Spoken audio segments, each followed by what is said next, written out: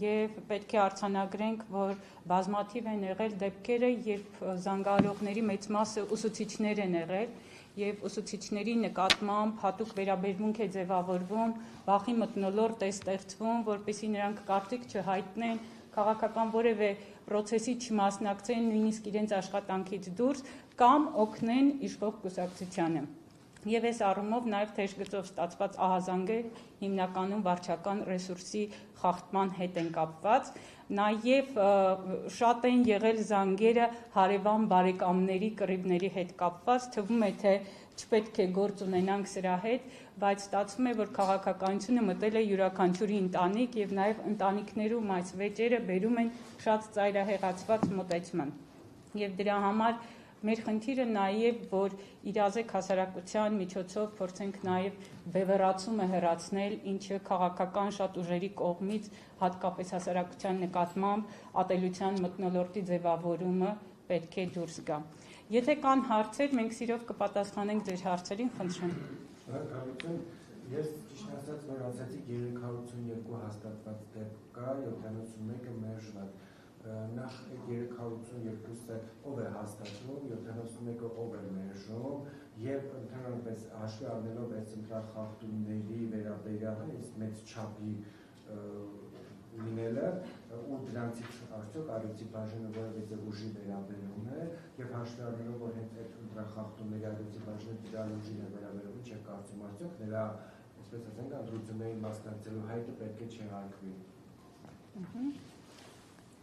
Հայտերը երբ որ ստանում ենք, մեր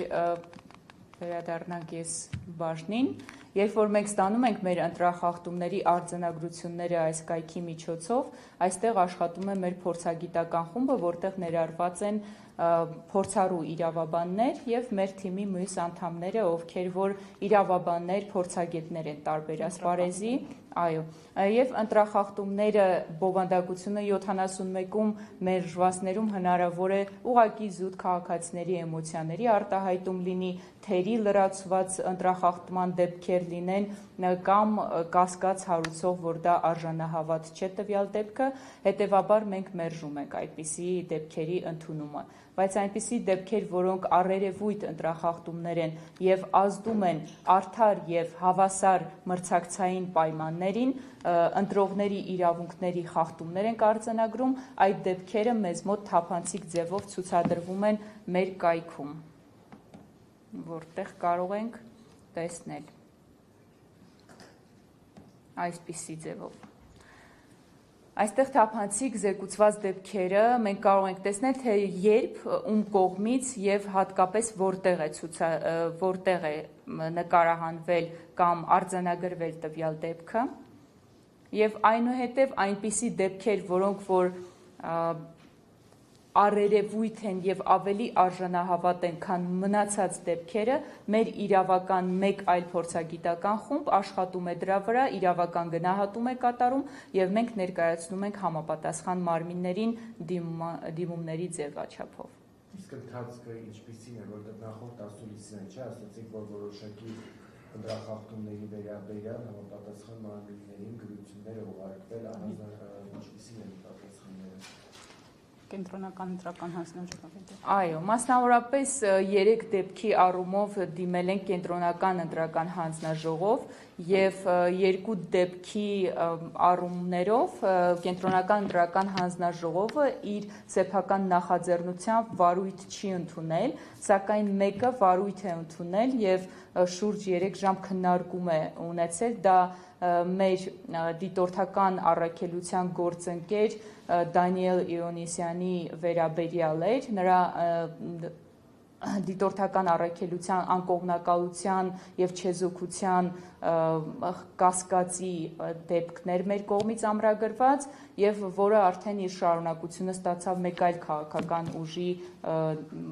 միջոցով եւս, այո, մեր դեպքում կենտրոնական ընտրական հանձնաժողովը իր նախաձեռնությամբ վարչական վարույթ հարուցեց եւ շուրջ 3 ժամ քննարկումից հետո վարույթի ինչ-ինչ մասերով մերժվեց, այսինքն որևէ արգելքներ կամ հրահանգներ չտրվեցին Դանիել Իոնիսյանի համար, այսպես ձևակերպեմ, բայց դա հիմք հանդիսացավ զգոնության, դա հիմք հանդիսացավ, որպեսզի հասարակությունը եւ մեր գործընկերները տեսնեն, որ մենք աչալուրջ ենք ցանկացած դեպքի առումով։ Կան էլ հարցեր։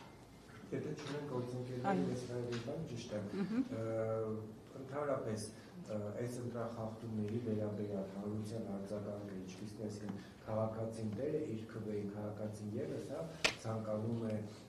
որպես ընտրություններ լինեն արտան եւ համագործակցություն կա նաեւ ընտրություններին մասնակցող ուժերի հետ որպեսզի համատեղ պայքար տարվի ընտրախախտումների դեմ։ Շատ շնորհակալություն հարցի համար։ Իդեպ պետք է նշեմ, որ մենք մի քանի հաղորդագրություններով ու կոչերով դիմել ենք նաև քաղաքական բոլոր կուսակցություններին, որպեսզի նրանք եւս աչալուրջ լինեն եւ նրանք եւս հնարավորություն ունենան այս գործիքը օգտագործելու եւ այդ առումով պետք է ասեմ, որ շատ ակտիվացել է նաև մոտեցումը, որովհետև նաև քաղաքական ուժերն են, չէ, տեսնում մյուսների խախտումները եւ իրենց արձանագրումները անում։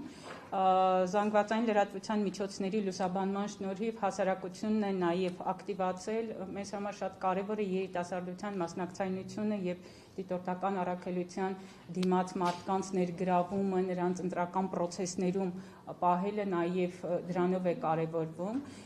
եւ մի բան պետք է ասեմ, որ մերժված այս դեպքերի հետ կապված իսկապես շատ զգացմունքային նաև գրություններ են լինում, օրինակ մի շատ առարկայական օրինակ բերեմ, քաղաքացին մտել էր եւ մուտք էր արել, որ Սամվել Կարապետյանի տան դիմաց մեքենաներ շատ են հավաքվում եւ խանգարում են իրենց երթևեկությանը, բայց դա ընտրական որևէ բանի հետ կապ չուներ, բնականաբար փորձագիտական խումբը նման երևույթները մերժում է եւ ինչ կարևոր բան կա, որ արձանագրենք, մեր դիտորդները առանձին իրենց կցված համարներ ունեն, որոնցով կարողանում են մուտք գործել եւ ավելի առարկայական ներկայացնել բոլոր այն խախտումները, որոնք կան, բայց նաեւ մենք նախորդ մեր ասելիսի ժամանակ տեղեկացրեցինք, որ դուք էլ կարող եք մուտք գործել, դուք էլ կարող եք թողնել օրինակ ձեր ռեպորտաժներից հատվածներ, սովորական քաղաքացին եւս կարող է դա անել եւ այն մարդիկ, ովքեր համացանցին կպած են, ովքեր կարողանում են օգտվել համակարգչից, նրանք իհարկե ակտիվորեն օգտվում են հնարավորությունից, իսկ ովքեր չէ, արդեն թեժ գծի հնարավորությունն են օգտագործում։